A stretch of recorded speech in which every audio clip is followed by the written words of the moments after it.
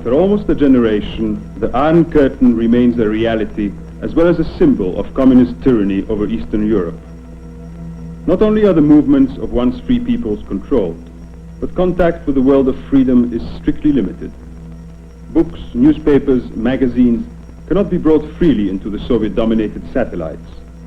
But an Iron Curtain cannot stop the transmission of radio waves which pass overhead. Munich in West Germany is about 100 miles from the Iron Curtain. In this historic city is located the headquarters of Radio Free Europe. Here in this building, programs are produced that break the communist communications monopoly in 5 formerly independent countries of Eastern Europe. Programs that oppose communism with the truth.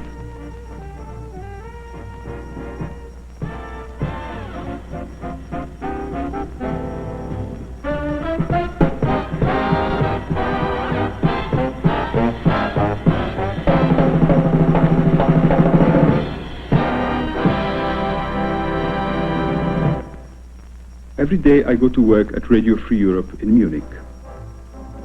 My name is Andrzej Kzeczenowicz. There I am, running up the steps, hurrying to make my first newscast of the day. I show my pass to the guard and stop at the reception desk for the office key.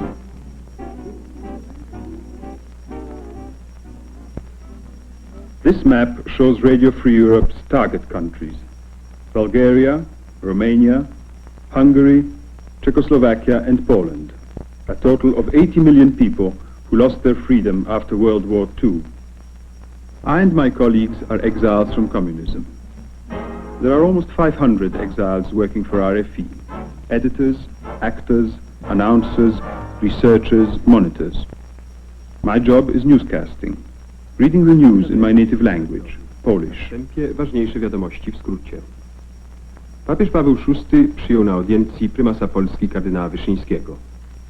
Ministrowie spraw zagranicznych Wielkiej Trójki wznowią dziś rozmowy dotyczące rozbrojenia oraz stosunków między Wschodem i Zachodem. My colleague, an exile from Czechoslovakia.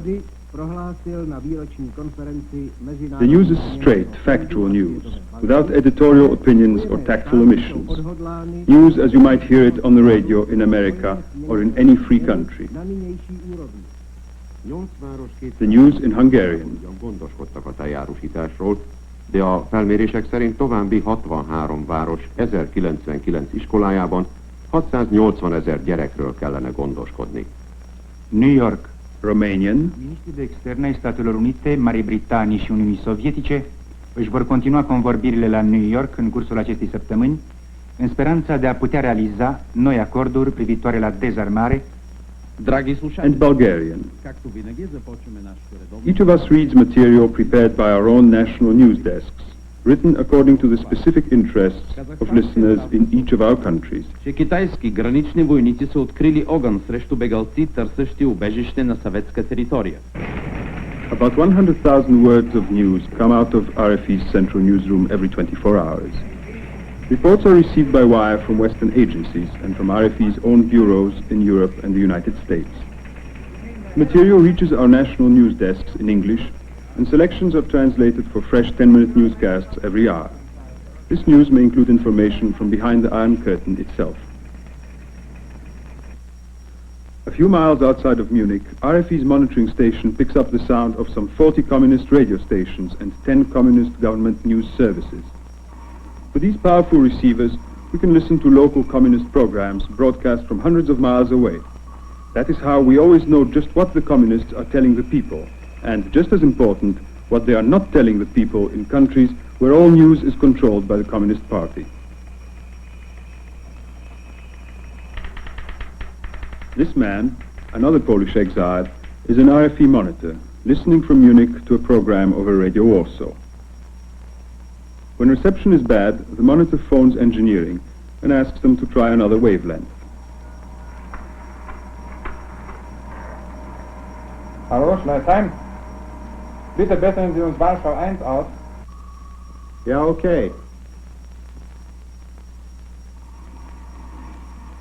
The communist broadcast is first tape recorded, then typed up by the monitor in the original language, in this case Polish.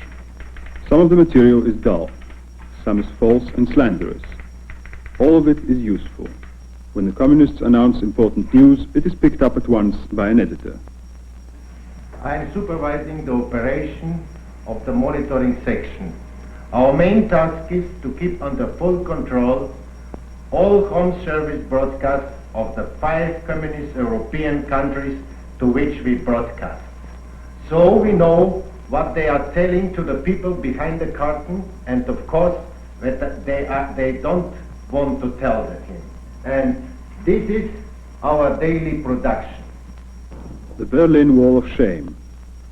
Our Berlin bureau chief describes his impressions of the Brandenburg Gate for listeners the day before President Kennedy visited the city. On a platform at the Brandenburger Gate, looking over Ulbricht's hideous gray wall. I take pride in the word, Ich bin ein Berliner.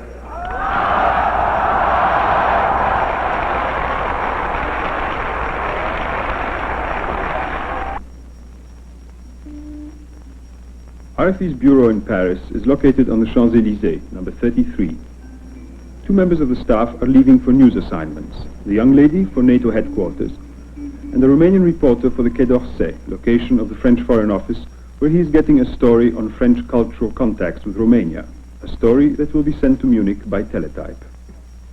Not all the news is so far away. Right in Munich itself, RFE's agricultural expert visits an exhibit of farm machinery to help prepare a program for East European farmers. Principally, that the significance that communist agriculture has been unable to feed populations since the introduction of collectivization. RFE covers sports. At Innsbruck, a reporter for the Bulgarian department records for broadcast a description of the new Olympic ski jump, from which some of his more daring countrymen will soar a few months hence in the Winter Olympics. Това е прочутата скишанца, която побира 60 000 зрители и на която състезатели. Modern painting has been denounced by Khrushchev, so an RFE Polish reporter records new trends in art. Nasz młody rodak, którego Państwu zresztą osobiście przedstawimy za chwileczkę i poprosimy, żeby powiedział kilka słów na temat swojej twórczości. Our audiences learn of the latest medical advances in the West. Here, a German doctor is describing a 13-hour operation for replacing hardened arteries with artificial ones. A refugee is interviewed. Why and how you escaped from Czechoslovakia? I left Czechoslovakia because the conditions there are very bad for me, and I escaped across the Baltic Sea to West Germany. From East Germany to West Germany? From Warnemünde to West Germany. How long did it take? I spent 3 days and 3 nights on the sea. How did you get there? In this small rubber boat? Yes, in this small boat. In this boat, you spent 3 days and 3 nights on the sea. Oh, that's a terrific achievement. And now, to end our interview, I would like to ask you to turn to the camera, if you could. I prefer not, because I left behind the relatives of me. Well, we can very well understand that. Thank you very much. To turn this variety of material into radio programs requires the extensive facilities of our Munich headquarters. Our building was constructed in 1951, a year after RFE began brief broadcasts to East Europe. It is open 24 hours a day, 7 days a week.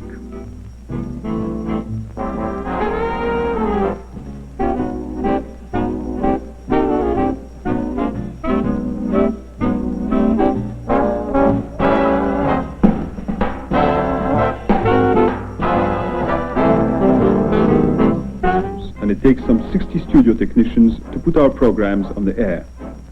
We broadcast 18 hours a day to Poland, Czechoslovakia and Hungary, and 5 hours a day to Romania and Bulgaria.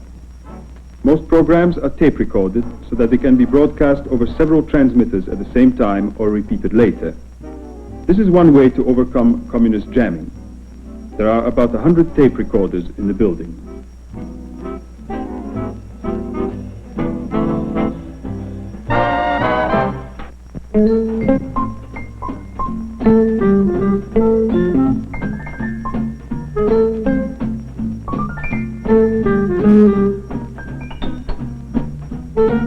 Some 28,000 tapes are stored here.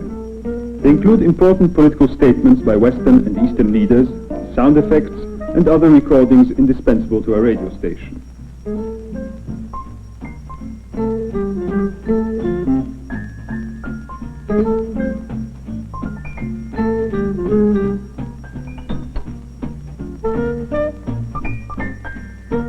Approximately 15% of RFE's airtime is devoted to music. We have 140,000 records, national anthems, folk songs, symphonies, full jazz, everything from Hungarian czardas to Polish polkas to St. Louis blues.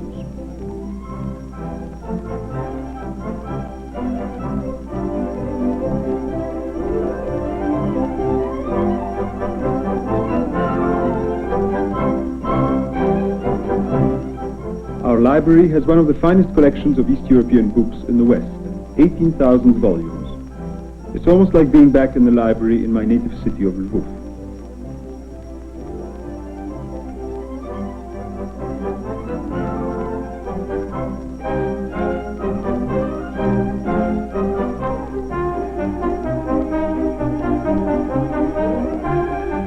No place this side of the Iron Curtain has more information about East Europe on file. Every fact RFE broadcasts is double-checked for accuracy, so that the communists can never say we made a mistake. RFE regularly receives 700 publications from communist countries.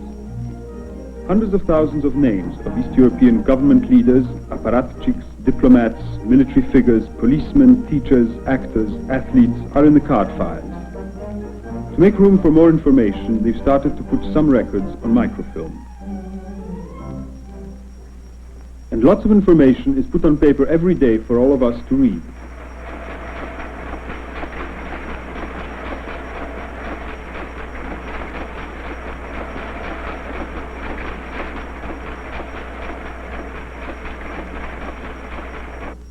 Spare parts for our broadcasting equipment.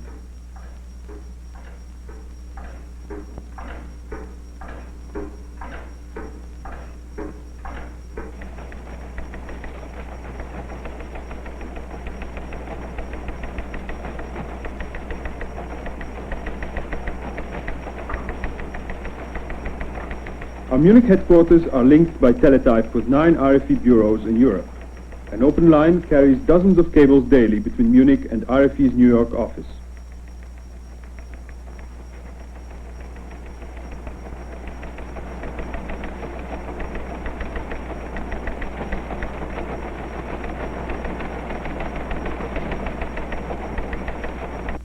RFE is a partnership of Americans and exiles. Every morning, a policy board of American experts in communist affairs meets with the exile staffs.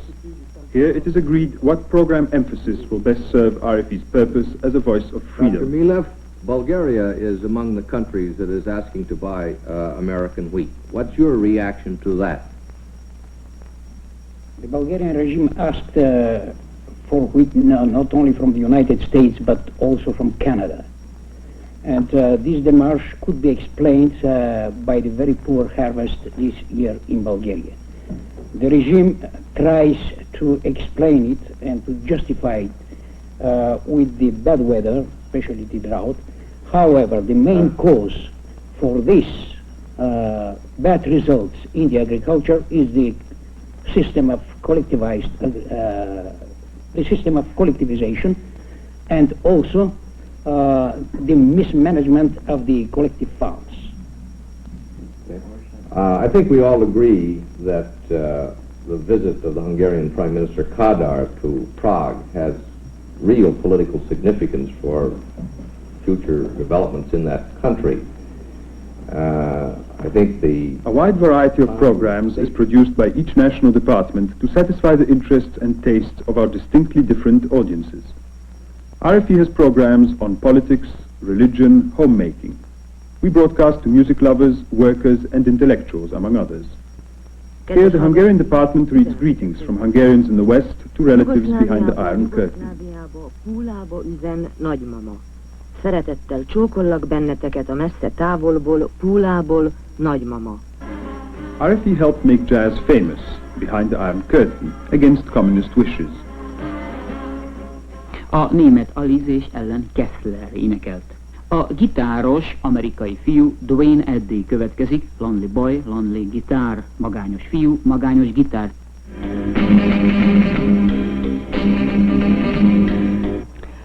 A women's program, How to Save Time in the Kitchen, Hungarian style. The young staff member on the right used to listen to RFE at home before she escaped from Hungary.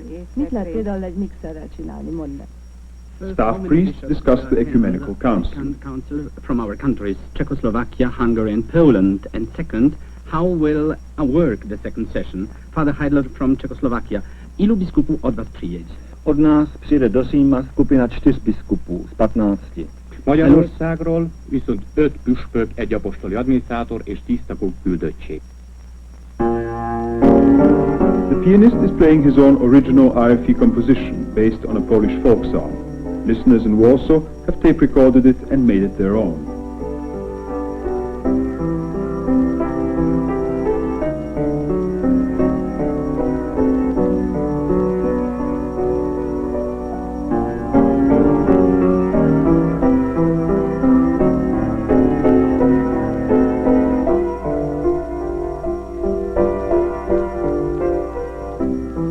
Salvador de Madariaga, the famous Spanish exile, is one of many writers who have recorded talks for intellectuals and scholars in RFE's audience. Confident that I should be able to contribute to the usefulness and to the success of radio university programs.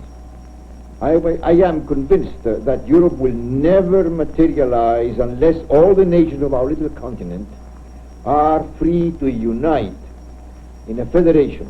For me, therefore, the freedom of Eastern Europe is an essential condition for the healthy life of the European community.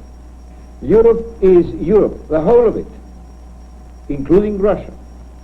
It is imperative that the European Federation should include the countries of Eastern Europe. A few miles outside of Munich is one of RFE's 3 transmitting stations. Altogether, there are 31 transmitters with a total power of over 2 million watts.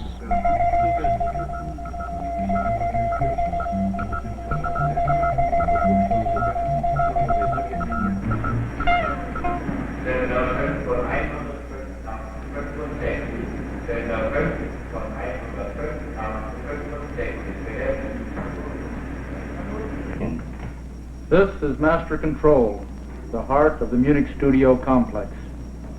From this panel, programs from 17 local studios and from reporters in the field are brought into the Master Control console. Here the programs are controlled by the operators for level and quality and dispatched through the outgoing switch panel to RFE shortwave and medium wave broadcasting stations in Germany and Portugal.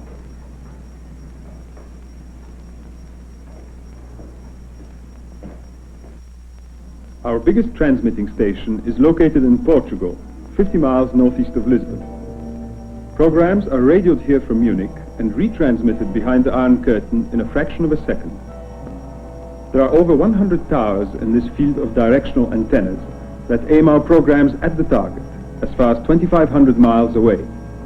The electric power required here would light 20,000 homes. A replica of RFE's symbol, the Freedom Bell.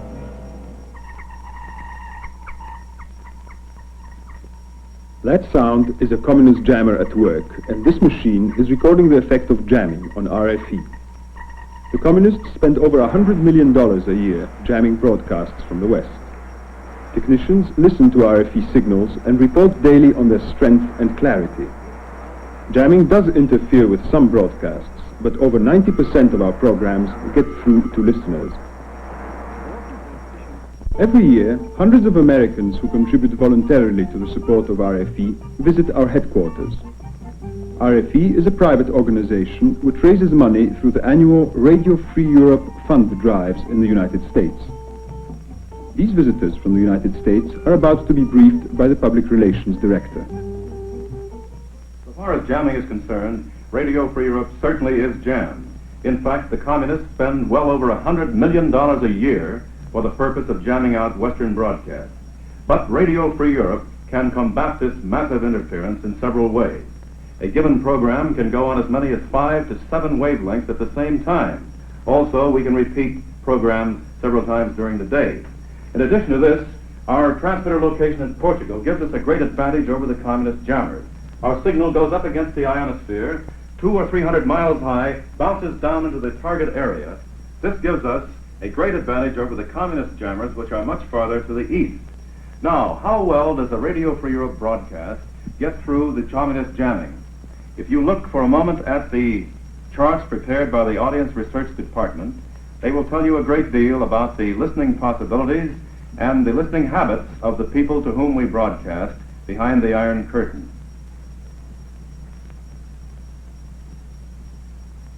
Could you tell us, sir, do you ever receive any indication that the important figures in the governments of these countries react to your transmissions?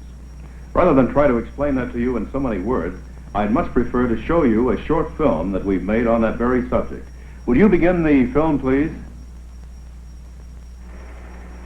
One of the highest compliments that can be paid RFE is an attack by the communists themselves. In Warsaw, First Party Secretary Gomulka said, "Falsehoods flow into our country over the air from capitalist broadcasting stations such as Radio Free Europe. Polish communists attacked RFE because it nullifies censorship." When Vice President Nixon visited Warsaw, the communist press said nothing about the time of his arrival. RFE announced the time Mr. Nixon's plane would land. This was the result.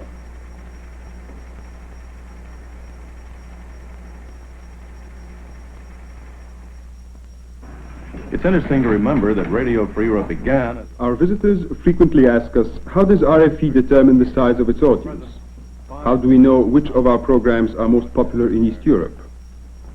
Interviews are conducted under RFE supervision with thousands of visitors to the West and with refugees. Our audience research director explains how this work is carried on. To estimate the size of our audiences, we use the most modern polling techniques adapted to our special situation. Since we cannot get behind the Iron Curtain, we interview travelers, tourists, and refugees in such cities as Vienna, Stockholm, Paris, and Rome.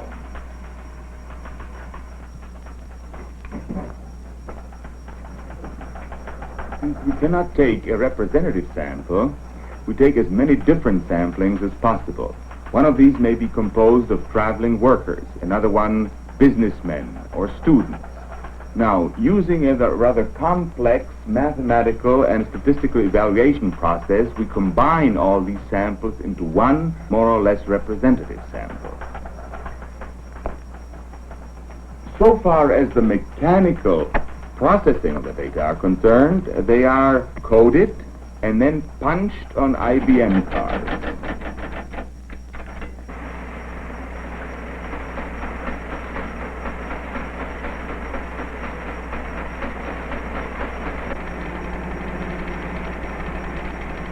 East Europe is changing. Moscow's grip isn't as tight as it once was. Cautious contacts to the West are opening up. RFE must keep up with the times. This is the Romanian Broadcasting Department discussing new ideas for programs that will attract young listeners.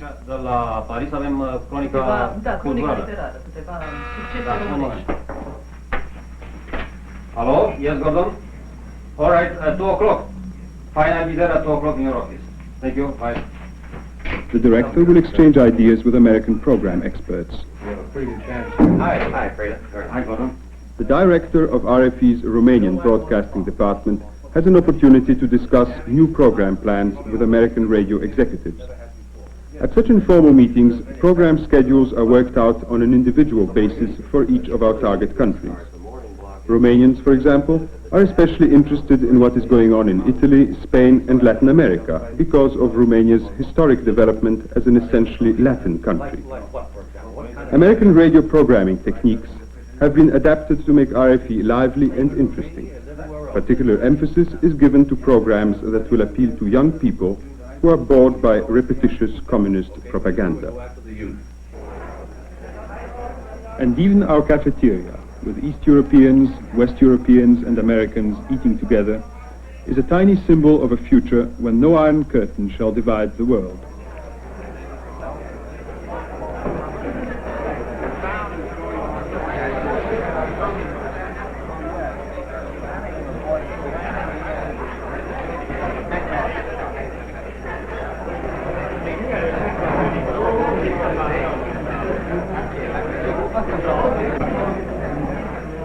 Rodney Smith, RFE's director, is a forward-looking man. Thank you. Gentlemen, good news. The board of directors has approved the purchase of the 4 new transmitters we've been pressing for. Good. That'll just about double our transmitter power. And this fits right into the subject of our meeting today. Getting these new transmitters, coupled with the increased ferment in Europe, makes our recruiting project for young exile talent more urgent than ever before. How's this coming along? We've gotten a good start, sir, but it's going to take time. We've been as far afield as Australia looking for talented young editors. We should keep right on this. I wish you'd ask each of the broadcasting departments to submit regular recurring reports. Will you take care of this? Yes, sir. Work in Portugal goes forward on new equipment to increase RFE's signal strength. And our broadcasts continue day after day. I have been working for RFE for 10 years and have no other plans for the future. One reason I want to help carry on this work is contained in a recent letter that reached us from a young girl, in which she says, "Dear friends, thanks for the voice of freedom. I have listened to you since the beginning of your broadcasts. Today I am 22, and for most of what I know about the world, I have to thank Radio Free Europe. My only window to the world are your broadcasts." Remember, the Iron Curtain isn't soundproof. Radio Free Europe gets the truth through. Please send your contribution to Radio Free Europe Fund, Box 1964, Mount Vernon, New York. Thank you.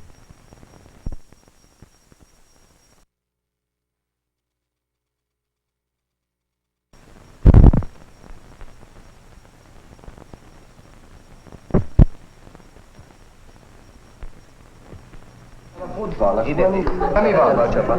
Ismerem a futballcsapatot, miért? Megint hülyeségeket beszélsz, mert a Marotti már levágott a ilyen baromságokat. The young people in Poland, Czechoslovakia, Bulgaria, Romania, Hungary. Ott van az Albert. Hogy a büdös francba lehet... They're talking, thinking about the world, shaping their ideas and ideals. Shouldn't they hear both sides? Shouldn't they hear the truth?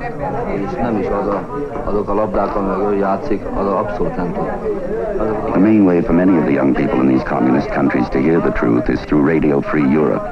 Without Radio Free Europe, their major source of news could be communist propaganda, could be bad news for you. Shouldn't they hear both sides? Radio Free Europe needs your support.